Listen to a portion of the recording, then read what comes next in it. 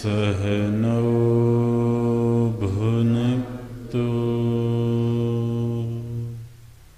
सह वीर्यं करवावहै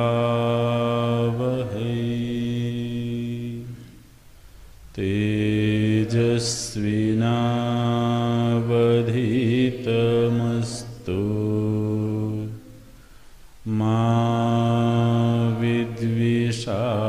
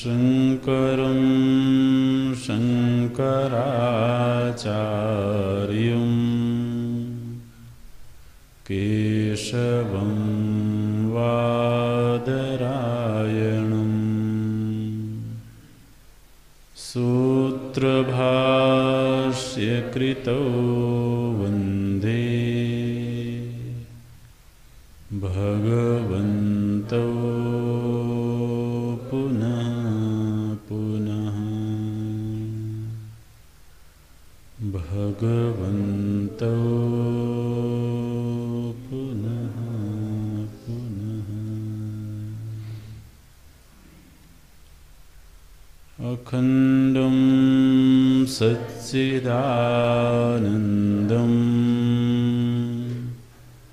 अवाङ्मनसगोचरम् आत्मानम् अखिलाधारम् आश्रयेऽभीष्टसिद्धये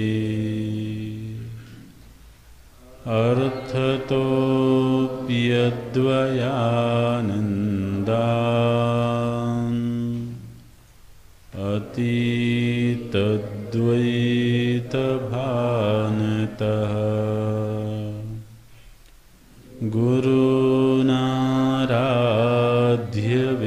गुरूनाराध्यवेदान्त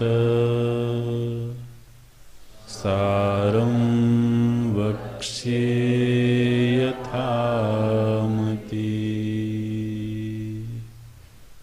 सारं वक्ष्ये यथामति।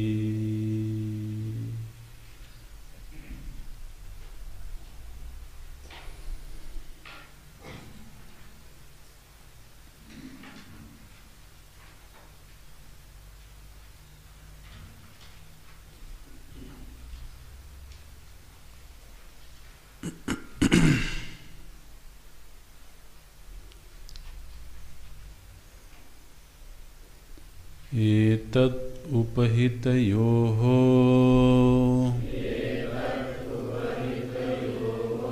ईश्वरप्राज्ञयोः अपि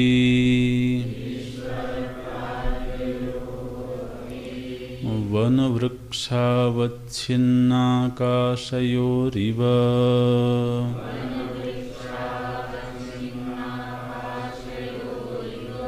जलाशय जलगत प्रतिबिम्बाकाशयोरिव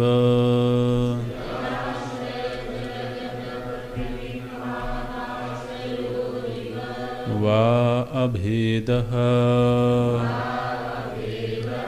एष सर्वेश्वरः इत्यादि श्रुतेः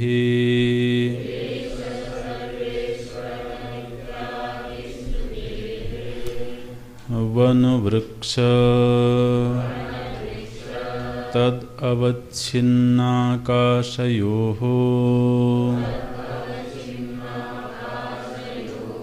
जलाशय जल तद्गत प्रतिबिम्बाकाशयोः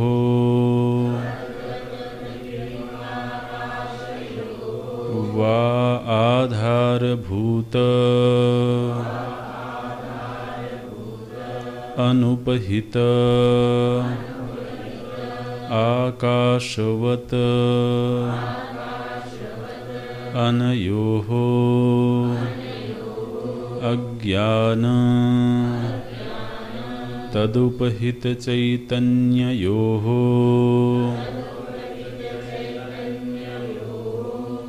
आधारभूतं यद् अनुपहितं चैतन्यं तत्तुरीयम् इति उच्यते। शिवम् अद्वैतं चतुर्थं मन्यन्ते इत्यादि श्रुतेः इदमेव तुरीयम् शुद्धचैतन्यम् अज्ञानादि तद् उपहितचैतन्याभ्याम् तप्तायः पिण्डवत् अविविक्तम् सन् महावाक्यस्य वाच्यं विविक्तं सन् लक्ष्यम् इति च उच्यते। विविक्तं सल्लक्ष्यमिति च उच्यते।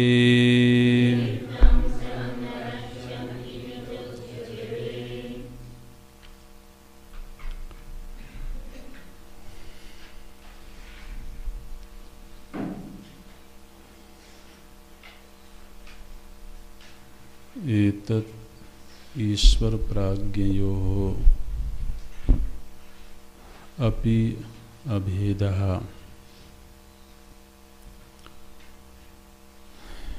ईश्वर और प्राज्ञ में भी वस्तुतः अभेद है। ठीक वैसे ही जैसे वृक्ष और वन दोनों में वस्तुतः अभेद है, किंतु प्रभाव की दृष्टि से दोनों में भेद भी है। इसको भेदाभेद संबंध बोलते हैं। एक दृष्टि से भेद है भी और दूसरी दृष्टि से भेद नहीं भी है। इसी की एक और संज्ञा होती है अंश अंशी संबंध। तो जो वृक्षावच्छिन्न आकाश है वह अंश है और वनावच्छिन्न आकाश अंशी है। निश्चित रूप से वनावच्छिन्न आकाश में असंख्य वृक्षावच्छिन्न आकाश हैं, वो सब एक दूसरे से भिन्न हैं, किंतु उनमें से कोई भी वनावच्छिन्न आकाश से भिन्न नहीं है। वृक्षावच्छिन्न आकाश एक दूसरे से पृथक हैं और यह पृथकता रहेगी। कोई वृक्ष छोटा है, कोई बड़ा है, तो उनसे अवच्छिन्न आकाश भी छोटा बड़ा होगा। और प्रभाव की दृष्टि से प्रत्येक वृक्षावच्छिन्न आकाश वनावच्छिन्न आकाश के प्रभाव से भिन्न प्रभाव रखता है। ठीक इसी तरह से ईश्वर और जीव, ईश्वर और प्राज्ञ तो प्रभाव की दृष्टि से भिन्न हैं। हालांकि जिस समय पर प्रलय की स्थिति होती है, उस समय कोई भी प्राज्ञ पृथक रूप में उपलब्ध नहीं होता है।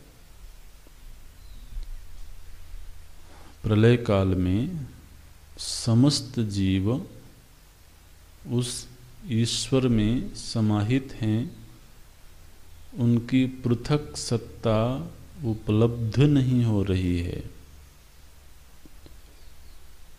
प्रलय में केवल एक तत्व है, वहाँ यद्यपि प्रत्येक जीव हैं, उनके कर्म हैं, उनकी वासनाएं हैं, सब अपने अपने पृथक सत्ता के साथ प्रलय में हैं, किंतु वहाँ पृथक रूप में उपलब्धि नहीं हो रही है। जैसे कि जलाशय में प्रत्येक जल बिंदु है, उसकी पृथक सत्ता है, किंतु जलाशय से एक रूप होने के नाते जल बिंदु पृथक रूप में दिखाई नहीं देता है। तो इसी तरह से प्रलय की स्थिति है और इसी तरह से सुषुप्ति की स्थिति है। सुषुप्ति में भी जब हम होते हैं तो चूंकि अपने ही होने का भान नहीं होता है, तो मैं किसी अन्य से पृथक हूँ या मैं ईश्वर से पृथक हूँ, यह भान भी नहीं होता है। तो लेकिन जब हम जागृत में होते हैं, जब सृष्टि काल होता है, तब पृथकता की अनुभूति होती है।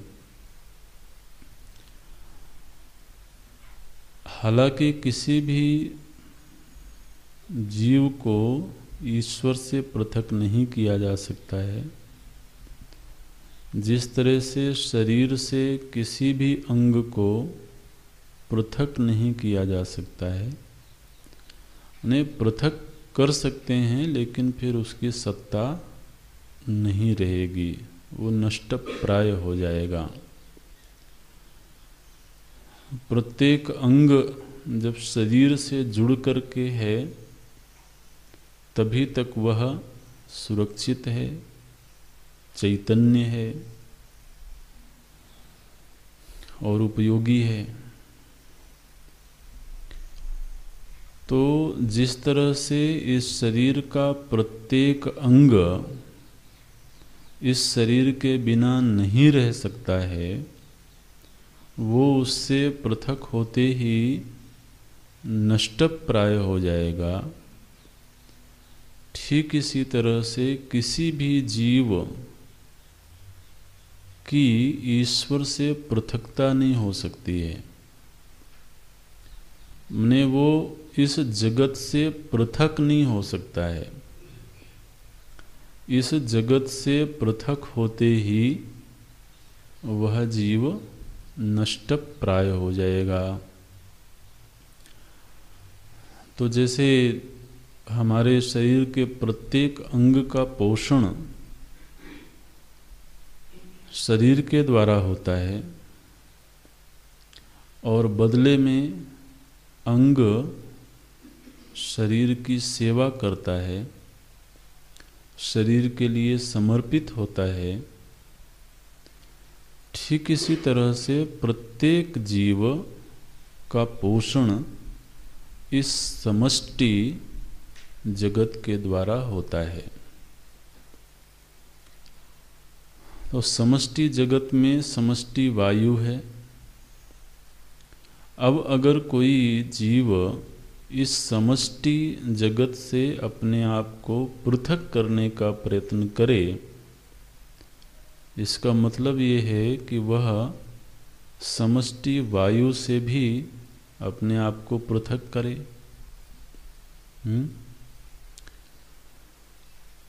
एक क्षण के लिए भी इस समष्टि से पृथक होते ही वह जीव नष्ट प्राय हो जाएगा।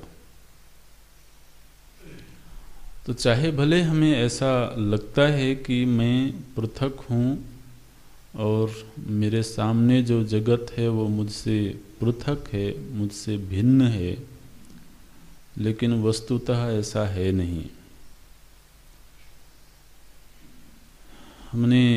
कल हम जल की प्रकृति देख रहे थे, जल के सृष्टि में विस्तार को देख रहे थे। तो इस शरीर का, इस जीव का बिना सृष्टि के पोषण नहीं हो सकता है। बिना सृष्टि के यह अस्तित्ववान नहीं हो सकता है। तो जबकि यह सच्चाई है, सृष्टि हम कहते हैं स्थूल दृष्टि से, जड़ता की दृष्टि से और चैतन्य दृष्टि से सृष्टि नहीं कह के ईश्वर कहते हैं। तो दृश्यमान समूचा प्रपंच उस ईश्वर का विग्रह है, देह है।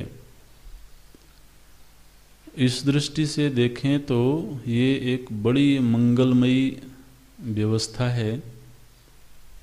तो चूंकि किसी भी जीव का ईश्वर से भेद हो नहीं सकता है, माने पृथक नहीं हो सकता है। यहाँ पर भेद का अर्थ आप पृथकत्व में करना। तो जब ईश्वर के द्वारा जीव का पोषण हो रहा है, तो जीव का कर्तव्य क्या है? ईश्वर की सेवा, ईश्वर के प्रति समर्पण। यानी हमारे शरीर का प्रत्येक अंग शरीर के प्रति समर्पित है। और शरीर कहेंगे तो थोड़ा सा जड़ भाव बनेगा। तो शरीरी के प्रति, ये शरीर जिसका है उसके प्रति प्रत्येक अंग समर्पित है। माने इस शरीर में अभिमान करके जो जीव बैठा हुआ है, वह जब पैरों को कहता है कि मुझे उस जगह चलना है, तो पैर जाते हैं। आँखों को कहता है कि मुझे वह दृश्य देखना है, तो आँखें देखती हैं। तो किसी भी अंग ने कभी भी अंगी के आदेश को मना नहीं करता है, कर नहीं सकता है। अगर वो असमर्थ है, वो शिथिल है, तो सूचना दे देगा कि अभी मैं कार्य करने में समर्थ नहीं हूँ। लेकिन आज्ञा की अवहेलना नहीं करेगा, मना नहीं करेगा। अब नेत्र में यदि कष्ट है, उसमें कोई दोष है, तो संकेत दे देगा कि चूंकि आँख में दोष है इसलिए देखने में असमर्थ है। लेकिन यदि हमने उसको आदेश दिया है तो वह प्रयत्न अवश्य करता है। उसमें असफल हो जाए वो बात अलग है। तो ये बड़ी मंगलमयी व्यवस्था है। इसी तरह से इस समष्टि में जो उपहित चैतन्य है, जिसको हम ईश्वर कहते हैं, अपने आराध्य देव हैं, तो हमें पता होना चाहिए कि मेरे लिए उनकी क्या आज्ञा है, क्योंकि मैं तो फिर उनका अंग हुआ ना। जिस तरह से शरीर का प्रत्येक अंग है वो शरीरी के लिए है, इसी तरह से अगर हमारा ध्यान इस बात पर जावे कि यह समूची सृष्टि मेरे प्रभु का विग्रह है और मैं उस विग्रह का एक अंग हूँ, एक अंश हूँ, और अंग होने के नाते मेरा पोषण वह कर रहा है, और पोषण कर रहा है, इस दृष्टि को संभालने में कोई दिक्कत नहीं है। तो जबकि वह मेरा पोषण कर रहा है, मैं उसके द्वारा पोषित हो रहा हूँ, तो मेरा दायित्व तो यह है कि मैं उसकी आज्ञा को समझूं। पहले तो ये है, आज्ञा का पालन करने से पहले आज्ञा को समझना जरूरी है।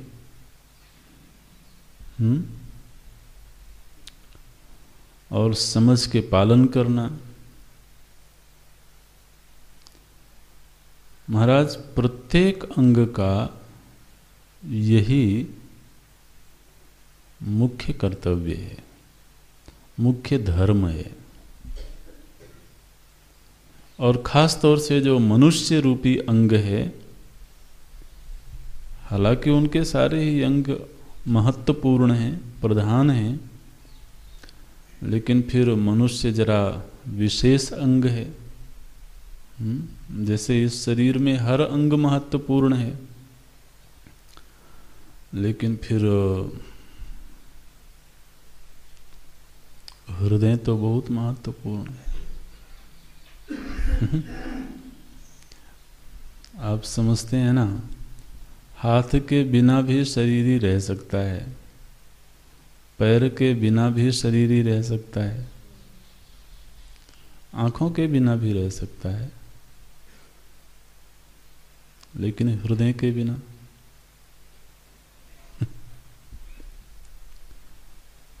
तो मानो कि जो मनुष्य है वह ईश्वर का हृदय है। और मनुष्यों में भी अगर कोई साधु है, साधु पुरुष है, तो साधु नाम हृदयम मह्यम।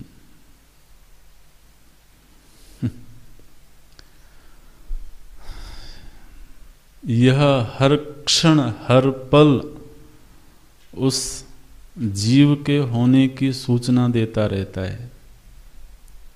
हृदय कैसा है?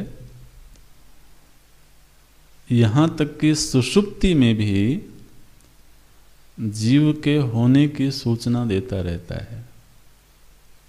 जीव है ये कैसे पता लगता है?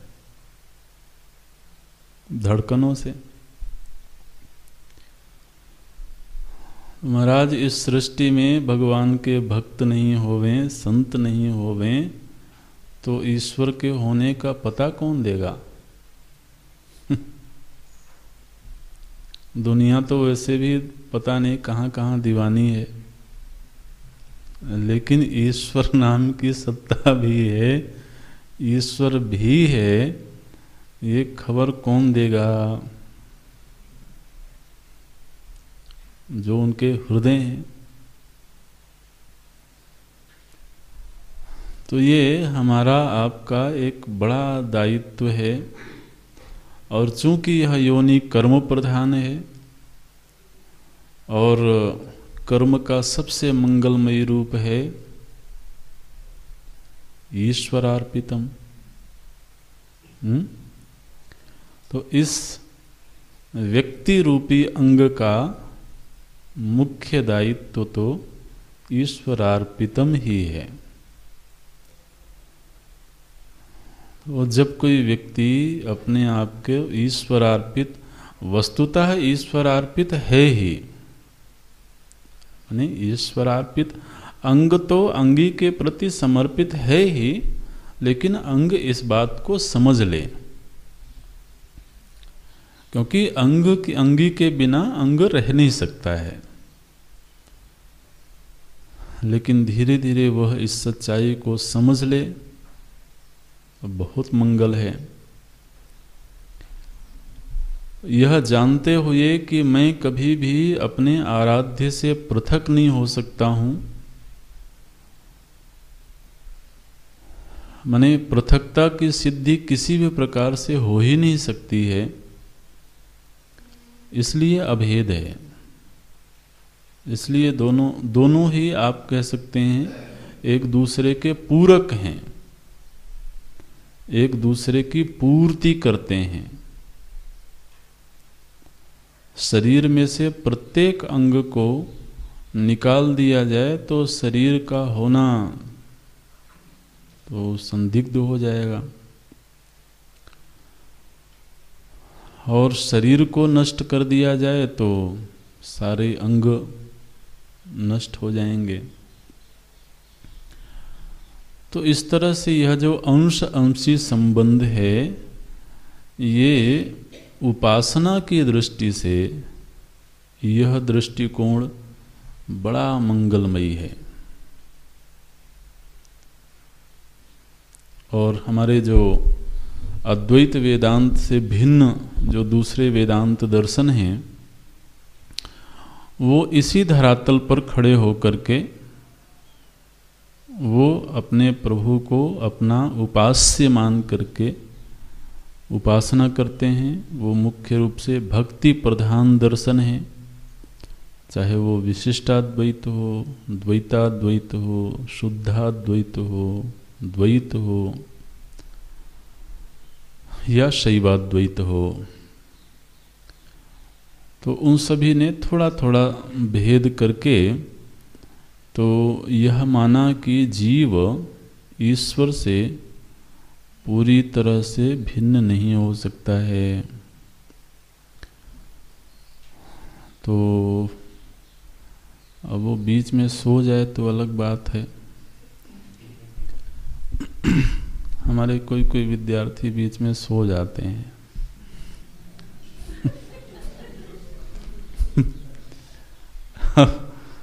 अगर वो सो ही जाए तो फिर तो क्या करें, लेकिन अगर वो जागृत है तो उसको पता होना चाहिए कि मेरा आराध्य कौन है। आपको पता है ना, जब व्यक्ति अज्ञानांधकार में रहता है, ये विषय वासनाएं भी उसको अज्ञानांधकार में रखती हैं, उसकी दृष्टि उधर जाने ही नहीं देती हैं। तो जान करके भी अनजाना सा बना रहता है। लेकिन धीरे धीरे यह दृष्टि पकने लगे कि मैं उससे पृथक नहीं हो सकता हूँ, और मेरा वह सतत निरंतर हर क्षण पोषण कर रहा है, तो फिर और क्या है कि मैं उसके प्रति समर्पित ना हो जाऊं। ये अभेद तो बड़ा मंगलमयी है। भेद सहिष्णु अभेद है, एक शब्द और बोला जाता है, भेद सहिष्णु अभेद। भेद दिखते हुए भी अभेद है। तो ये बड़ा सुंदर दर्शन है। इसी दर्शन पर हमारा पूरा भक्ति साहित्य, पूरा उपासना साहित्य खड़ा है। एतद उपहितयोः ईश्वर प्राज्ञयोः अपि वन वृक्ष अवच्छिन्नाकाशयोः इव जलाशय जलगत प्रतिबिंबाकाशयोः इव वा अभेदः एष सर्वेश्वरः इत्यादि श्रुतेः। बहुत कम लोग हुए हैं जो इस निर्णय तक भी पहुँचे हैं, लेकिन जो इस निर्णय तक पहुँचा उसको एक बड़ी सफलता ये मिली कि फिर वो ईश्वर के प्रति समर्पित हो गया। जब व्यक्ति को ये लगता रहता है कि मैं स्वयं समर्थ हूँ अपने जीवन के लिए, अपनी सुरक्षा के लिए, अपने पोषण के लिए, अपने सुख के लिए, तो व्यक्ति महाराज वंचित रहता है, दूर रहता है। हालांकि वह सच्चाई है नहीं, लेकिन कुछ छोटी छोटी उपलब्धियां हो जाती हैं अपने कर्म के परिणाम स्वरूप, तो उसको कहीं एक झूठ मूठ का अभिमान हो जाता है कि हम समाज के बिना भी रह सकते हैं। ये जो व्यक्तिवाद का प्रचार हो रहा है, वो क्या है? वो इसी भाव का पोषक है। इस समाज से क्या लेना देना है? राष्ट्र से क्या लेना देना है? राष्ट्र थोड़ो हमें भोजन देता है। तो घर हमने बनाया है, गाड़ी हमने खरीदी है, धन का संचय हमने अपनी मेहनत से किया है, तो हम सेल्फ डिपेंड हैं, हमको किसी पर आश्रित होने की ज़रूरत नहीं है। तो ये जो दृष्टिकोण है, यह व्यक्ति को विराट के विषय में सोचने से वंचित कर देता है। हालांकि वह व्यक्ति थोड़ा सा भी संवेदनशील हो जाए तो वो इस सत्य को नकार नहीं सकता है। माने बहुत ही स्थूल धरातल पर भी अगर विचार करें, बहुत स्थूल दृष्टि से, तो ये कहा गया कि मनुष्य एक सामाजिक प्राणी है। ऐसा कहा हमारे विद्वानों ने। सामाजिक प्राणी है माने क्या? माने ये कि व्यक्ति की शारीरिक, भावनात्मक, बौद्धिक सुरक्षा समाज से होती है, समाज के द्वारा होती है। अब कोई कहे कि नहीं, अब मुझे मित्रों की ज़रूरत नहीं है, मुझे सगे संबंधियों की ज़रूरत नहीं है, तो मैं अपने मनोरंजन के लिए स्वयं ही समर्थ हूँ, अपने सुख सुविधा के लिए स्वयं ही समर्थ हूँ। तो ठीक है, आसपास के लोगों को दोस्त नहीं बनाओगे, कोई बात नहीं, लेकिन आदमी मित्र बनाए बिना रहता नहीं है। तो आजकल उन लोगों को मित्र बनाता है जिनको शायद कभी देखा भी ना हो। पता नहीं कहाँ देश विदेश और कहाँ कहाँ के मित्र बनते हैं। तो अब सामने कोई व्यक्ति बैठा हो, उससे मित्रता निभाना कई बार मुश्किल मालूम पड़ता है। तो कोई दूर बैठा हुआ है, उसके साथ गपशप कर लेना थोड़ा आसान मालूम पड़ता है। लेकिन वो ये तो नहीं कह सकता है कि मैं मित्र के बिना नहीं रह सकता।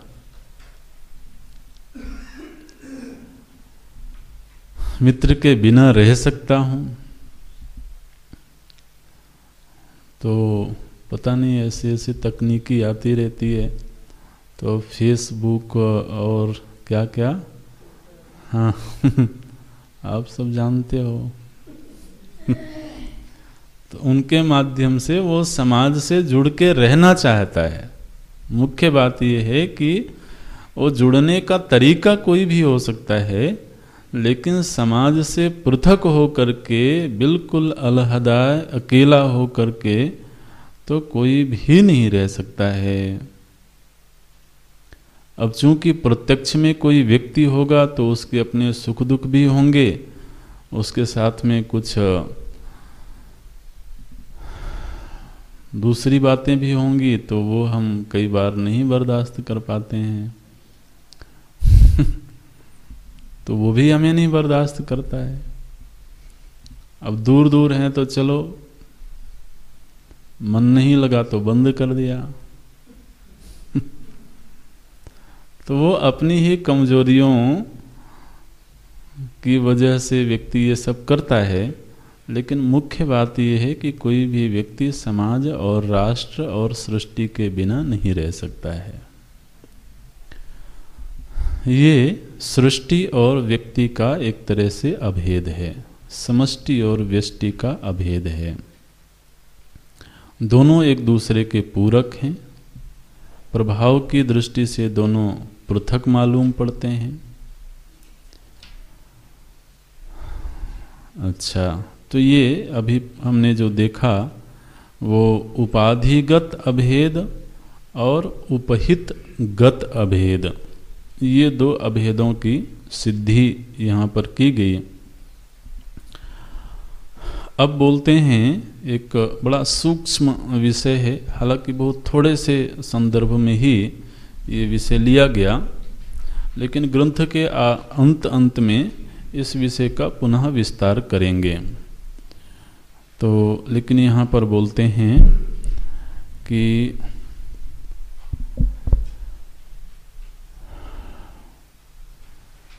आधारभूतम चैतन्योः यत् अनुपहितम चैतन्यम तत्तुरीयम। अभी एक छोटा सा वाक्य बनाने के लिए आप ऐसे कह सकते हैं, यद अनुपहितम चैतन्यम तत्तुरीयम। एक तुरीय की ओर संकेत करते हैं। देखिए, पहले तो इस शब्द को थोड़ा सा आप समझ लें। प्रायः समाज में तुरीय को एक अवस्था विशेष से जोड़ा जाता है ना। लोग कहते हैं एक तुरीय अवस्था है। असल में तुरीय शब्द का अर्थ कोई अवस्था विशेष नहीं है। तुरीय शब्द संख्यावाची है। जैसे 1, 2, 3 ये संख्यावाची शब्द हैं। इसी तरह से तुरीय संस्कृत में, संस्कृत का शब्द है यह, और यह संख्यावाची शब्द है।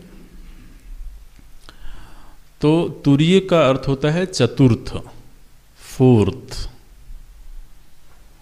इसको ध्यान रखेंगे क्योंकि ये आगे भी ये शब्द आएगा, और जब जब आएगा तब तब संकेत किया जाएगा।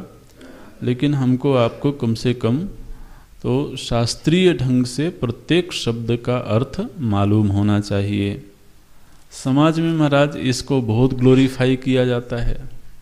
उनकी तुरीय स्थिति में पहुंच गए, तुरीय अवस्था प्राप्त हो गई, इस तरह से। तो एक अवस्था से जोड़ करके देखते हैं। लेकिन शब्दगत अर्थ अगर आप देखेंगे तो तुरीय का अर्थ होता है चतुर्थ। वैसे अगर यहाँ पर 4 लोग बैठे हों तो आप इस तरह से गणना कर सकते हैं, एकम, द्वितीय, तृतीय और तुरीयम, ऐसे आप कह सकते हैं। चतुर्थम कहने के बजाय तुरीयम कह सकते हैं। तो तुरीय का अर्थ है चतुर्थ। यहाँ पर क्या कह रहे हैं, बोले यद अनुपहितम चैतन्यम तत्तुरीयम इति उच्यते। जो अनुपहित चैतन्य है उसको तुरीय कहते हैं, अर्थात उसको चतुर्थ कहते हैं। जो अनुपहित चैतन्य है उसको चतुर्थ कहते हैं। तो चतुर्थ क्यों कहते हैं, तो ये तो देखेंगे हम, लेकिन पहले दृष्टांत के माध्यम से वो इसको थोड़ा सा खोलते हैं। बोले वन वृक्ष तद अवच्छिन्नाकाशयोः जलाशय जल तद्गत प्रतिबिंबाकाशयोः वा आधारभूत अनुपहित आकाशवत। तब यहाँ पर आकाश के आप समझिए कि 3 विभाग कर दिए गए। वन वृक्ष का दृष्टांत और जलाशय जल का दृष्टांत साथ साथ लेकर के चल रहे हैं अभी। तो एक ही दृष्टांत में पहले देखें तो इन्होंने आकाश का एक तीसरा रूप भी दिखाया है। वो क्या है? बोलते हैं एक तो आकाश है जो वृक्ष से अवच्छिन्न है, ठीक है। वृक्ष ने जितने आकाश को घेरा हुआ है एक वह आकाश है। फिर एक वनावच्छिन्न आकाश है, माने वन ने जितने आकाश को घेरा हुआ है वह है। इन दोनों ही आकाशों से पृथक एक आकाश है जो अनुपहित है। अनुपहित माने उसको ना तो वृक्षावच्छिन्न आकाश कहते हैं और ना ही वनावच्छिन्न आकाश कह सकते हैं। माने वृक्षावच्छिन्न आकाश और वनावच्छिन्न आकाश दोनों ही जिस अनुपहित आकाश में हैं, ये दोनों की पृथक पृथक आइडेंटिटी है, लेकिन ये दोनों जिस आकाश में हैं वह अनुपहित आकाश है। अब ये बहुत ही मजेदार बात है कि सच में तो जो वृक्षावच्छिन्न आकाश है और वनावच्छिन्न आकाश है, ना तो वृक्ष की हिम्मत है कि वो आकाश को घेर सके, ना वन की हिम्मत है कि आकाश को घेर सके। आकाश जैसा है वैसा ही है।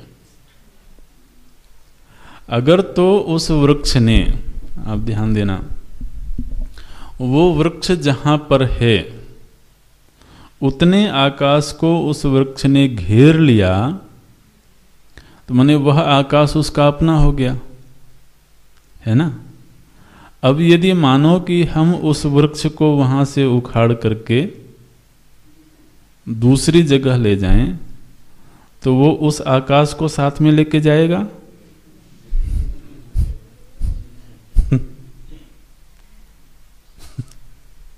क्यों भाई? अब तो उसने अपना अधिकार जमा लिया था कि अब ये मेरा आकाश है, इसलिए उसकी संज्ञा हुई ना वृक्षावच्छिन्न आकाश।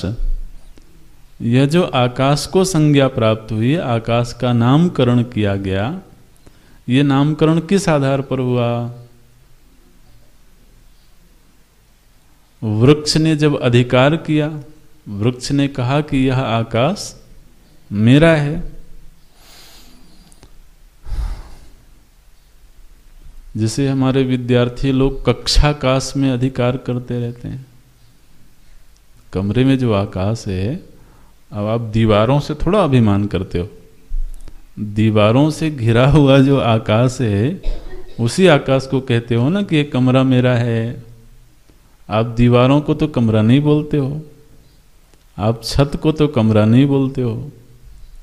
छत और दीवारों ने एक आकाश को घेरा हुआ है, उस आकाश को आप कहते हो कमरा। और उस आकाश से फिर एक तादात्म्य हुआ कि वो अपने अधिकार क्षेत्र में है।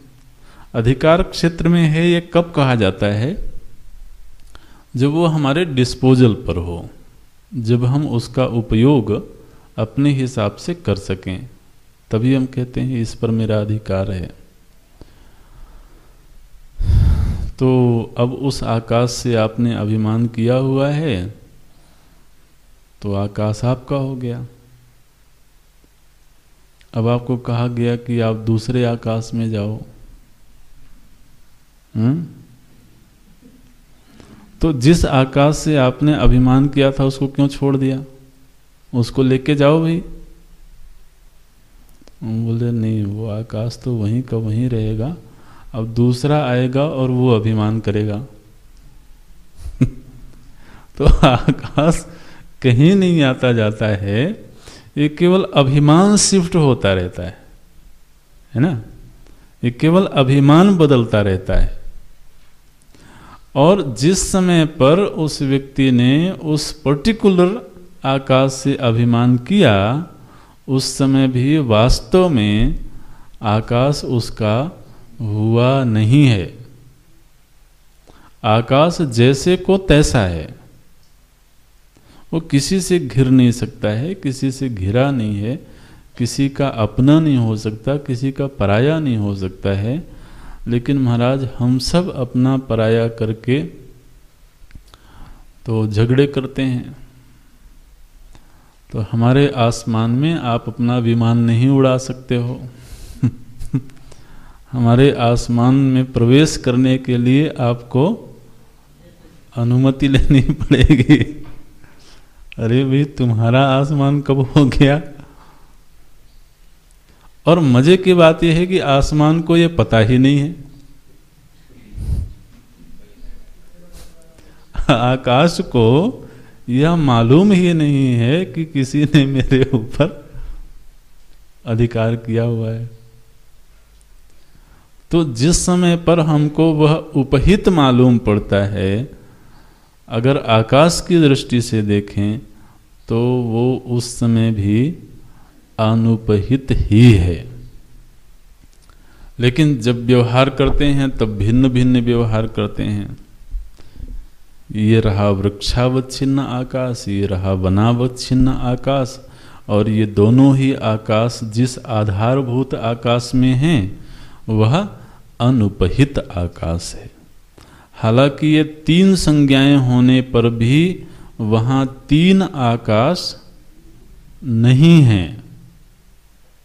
ये व्यवहार की मजबूरी है, व्यवहार की सीमा है। और व्यवहार की मजबूरी की वजह से व्यक्ति तो उसमें विभाग करता है, काल्पनिक विभाग करता है, मानसिक विभाग करता है। वहाँ विभाग नहीं होने पर भी और दृष्टांत में तो ये बात समझ में आ गई है। दार्ष्टान्त क्या है? बोले इस शरीर में जो चैतन्य है, उस चैतन्य को क्या कहा?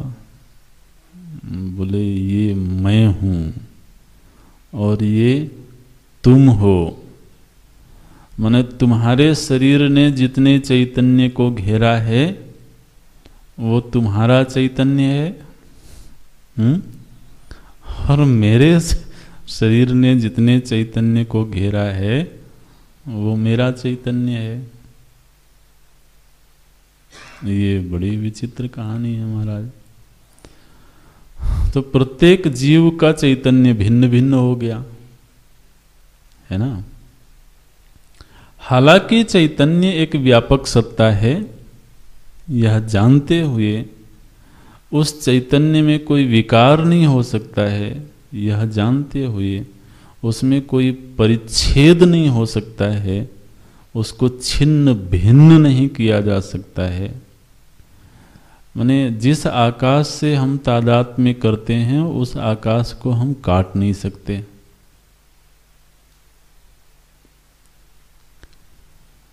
तो चैतन्य तो महाराज आकाश का भी बाप है।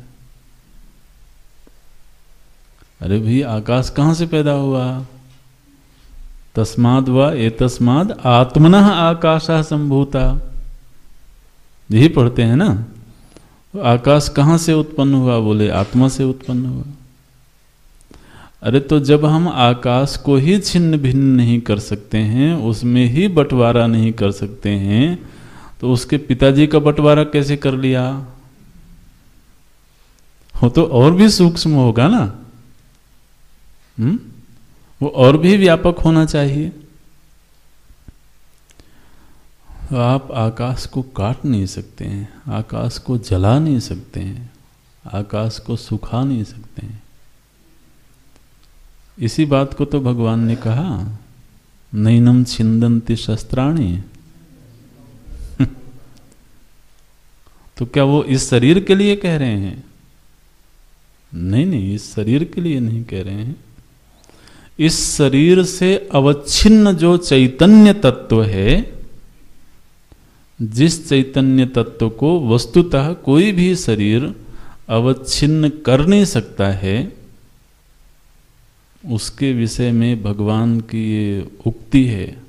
इसलिए ये श्लोक प्रचलित तो हो गया समाज में, लोगों के मुख पर है, लोग याद रखते हैं, लेकिन इसका अर्थ तो धीरे धीरे समझ में आता है। आकाश चूंकि उनकी प्रथम संतान है, इसलिए आकाश के दृष्टांत से थोड़ा थोड़ा ये रहस्य समझ में आता है। आकाश बहुत बड़ा दृष्टांत बनता है चैतन्य तत्व को समझने के लिए।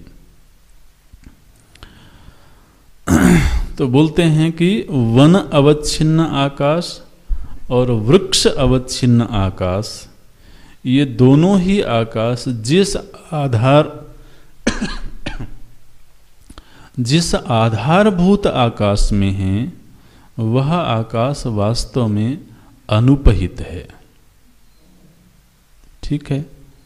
अच्छा, दूसरा, जल बिंदु में प्रतिबिंबित आकाश और जलाशय में प्रतिबिंबित आकाश, ये दोनों ही आकाश जिस आधारभूत आकाश में हैं, माने जल बिंदु और जलाशय स्वयं भी आकाश में ही है ना, आकाश से भिन्न तो नहीं हो सकते हैं।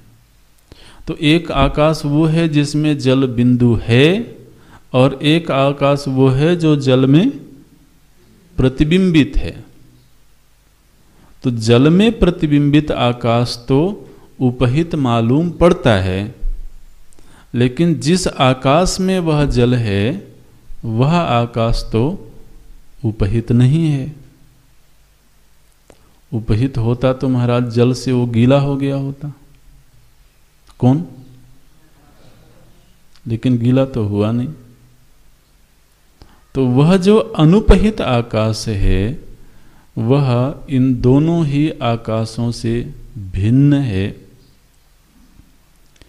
ठीक इसी तरह से आप वो पंक्तियां देखते रहना, अगर कहीं कोई नहीं लगती है तो आप बाद में भी पूछ सकते हैं। वन वृक्ष, ये दोनों अलग अलग शब्द हैं। वन वृक्ष, तद अवच्छिन्न आकाश। तद अवच्छिन्न आकाश माने वन अवच्छिन्न आकाश और वृक्ष अवच्छिन्न आकाश। तो तद जो पद है ये दोनों के साथ जुड़ेगा। वन वृक्ष तदवच्छिन्न आकाशयोः, द्वितीय विभक्ति है, द्विवचन की विभक्ति है। और इसी तरह से जलाशय जल तदगत प्रतिबिंबाकाशयोः, माने जलाशयगत प्रतिबिंबाकाश और जलगत प्रतिबिंबाकाशयोः वा आधारभूत अनुपहित आकाशवत। जिस तरह से इन दोनों के ही आधार के रूप में जो अनुपहित आकाश है, ठीक उसी आकाश की भांति आधारभूत अनुपहित आकाशवत, माने उस अनुपहित आकाश की भांति, ये दृष्टांत दे रहे हैं। अनुपहित आकाशवत अनयोः अज्ञान। अब अज्ञान के लिए द्विवचन का प्रयोग किया गया। अनयोः अज्ञान। अनयोः अज्ञान माने व्यष्टि अज्ञान और समष्टि अज्ञान। तो ये दोनों ही अज्ञान और तदुपहित चैतन्य, माने व्यष्टि अज्ञान से उपहित चैतन्य और समष्टि अज्ञान से उपहित चैतन्य, इन दोनों ही चैतन्यों का जो आधारभूतम यद अनुपहित चैतन्यम अनुपहितम चैतन्यम तत्तुरीयम इति उच्यते। तो जो इस व्यष्टि अज्ञान से उपहित चैतन्य है प्राज्ञ, और समष्टि अज्ञान से उपहित चैतन्य है ईश्वर, इन दोनों का आधारभूत चैतन्य जो अनुपहित है, उस अनुपहित चैतन्य को कहा गया चतुर्थ, तुरीय। चतुर्थ क्यों कहा गया? तो अब जैसा कि हमने कहा था कि यहाँ पर जो अध्ययन की प्रणाली है वो सुसुप्ति के क्रम से शुरू हुई है ना। प्रायः पूर्व के ग्रंथों में हमने पढ़ा है कि जागृत के क्रम से वो अध्ययन आगे बढ़ता है, लेकिन यहाँ पर क्रम बदला गया है, तो सुसुप्ति के क्रम से ये अध्ययन आगे बढ़ता है। तो इन तीनों ही अवस्थाओं के परिप्रेक्ष्य में वह जो उपहित चैतन्य है उसकी तीन संज्ञाएं हो जाती हैं, ठीक है ना। जैसे जो इसमें उपहित चैतन्य है उसकी सुसुप्ति अवस्था के संदर्भ में संज्ञा हुई प्राज्ञ, स्वप्नावस्था के संदर्भ में संज्ञा हुई तेजस, और जागृत अवस्था के संदर्भ में विश्व। तो तीन संज्ञाएं किसकी हैं? नहीं, व्यष्टि अज्ञान से उपहित चैतन्य की, अज्ञान की नहीं। उस अज्ञान में उपहित जो चैतन्य है उस चैतन्य की ये तीनों संज्ञाएं हैं। और वही चैतन्य जब इन तीनों ही अवस्थाओं से भिन्न हम देखने की कोशिश करें, ठीक है, जागृत से उपहित चैतन्य, स्वप्न से उपहित चैतन्य और सुसुप्ति से उपहित चैतन्य, ये तीनों ही अवस्थाओं को थोड़ी देर के लिए आप किनारे कर दें तो अवस्थाओं के विलय से चैतन्य का विलय तो नहीं होगा। तो अवस्था निरपेक्ष जो चैतन्य है उस स्थिति में उसको कहा गया चतुर्थ, ठीक है।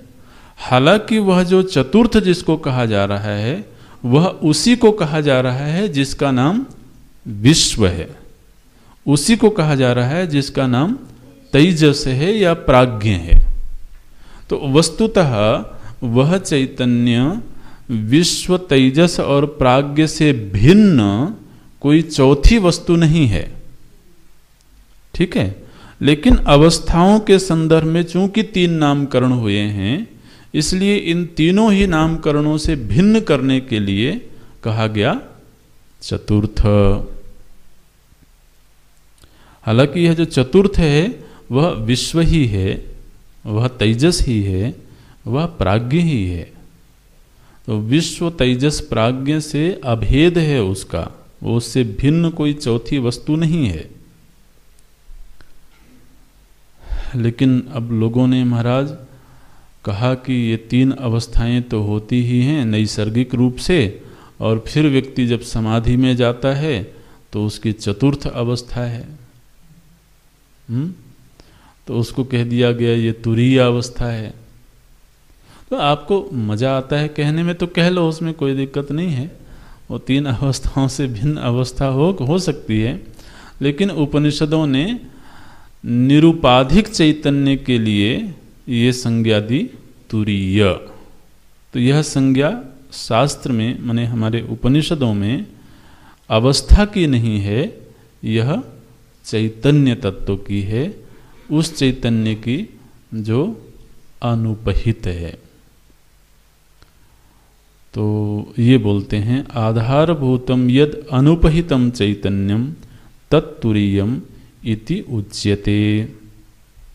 तो उपनिषद में ये वाक्य आया शिवम अद्वैतम चतुर्थम मन्यन्ते इत्यादि श्रुते है। अब देखिए श्रुति में तुरीय शब्द भी नहीं बोला, क्या बोलते हैं? चतुर्थम। इससे आपको ये बात स्पष्ट हो गया होगा कि तुरीय का अर्थ चतुर्थ है, और चतुर्थ मतलब वो तीन से भिन्न कोई चौथा है ऐसा नहीं करना, ठीक है ना। ये तीन अवस्थाओं के संदर्भ में चूंकि अलग अलग आइडेंटिटीज हमने बनाई है, इसलिए इन तीन अवस्थाओं से भिन्न जब हम उसको देखने का प्रयत्न करते हैं तो फिर उसको चतुर्थ व्यक्ति कहता है, वो चौथा है नहीं, ये है। तो वह जो अनुपहित चैतन्य है, वह चैतन्य ना तो जीव कहा जा सकता है और ना ही ईश्वर कहा जा सकता है, वो केवल और केवल चैतन्य मात्र है। तो जीव और ईश्वर यह जो संज्ञाएं हैं ये औपाधिक संज्ञाएं हैं, और उपाधि के रहते हुए जीव और ईश्वर में किस दृष्टिकोण से भेद है, किस दृष्टिकोण से अभेद है, यह भी हमको मालूम होना चाहिए। और निरुपाधिक स्थिति में दोनों एक ही तत्व हैं, यह भी हमको मालूम रहना चाहिए। इदमेव तुरीयम शुद्ध चैतन्यम अज्ञानादि तदुपहित चैतन्याभ्याम तप्तायः पिंडवत् अविविक्तम सन महावाक्यस्य वाच्यम विविक्तम सल लक्ष्यम इति च उच्यते। तो जब तक हम औपाधिक रूप में देखते हैं तब तक वह महावाक्य का वाच्यार्थ होता है, और निरुपाधिक रूप में वह लक्ष्यार्थ होता है, ऐसा कहते हैं। अगली कक्षा में देखेंगे उसकी व्याख्या। ओम पूर्णमदः पूर्णमिदं पूर्णात् पूर्णमुदच्यते पूर्णस्य पूर्णमादाय पूर्णमेवावशिष्यते। ओम शांति शांति शांति। हरि ओम।